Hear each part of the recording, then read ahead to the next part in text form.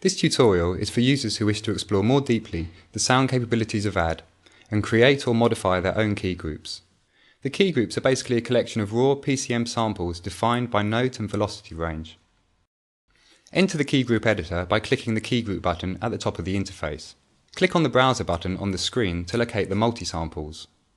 In this example, I'm using a recording of a guitar split into individual note samples. Double-click on a sample to load it. Press the delete button to unload the sample. The All button selects all samples in the selected folder, and the Import button loads all the samples into the key group. Entering the key map page, the samples are mapped according to their root note. I can then manually modify the note or velocity range for each sample, or the mapping can also be simply done by pressing the Auto button, and ADD automatically calculates the best note range for each sample. Let's hear how it sounds.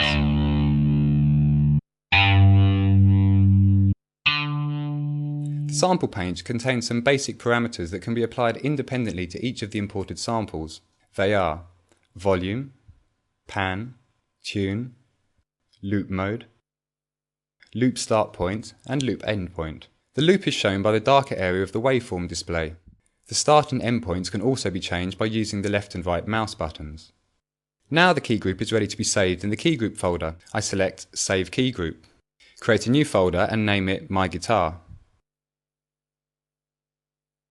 Then I save it as a key group named bvox.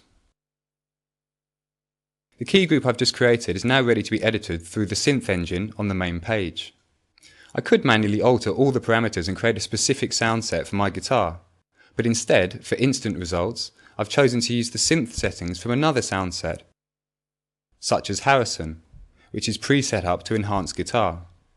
Now the Harrison settings are on the screen, I can exchange the preset key group for my bvox guitar. Okay, now I can go into the RPS page and hear what bvox sounds like with an arpeggio.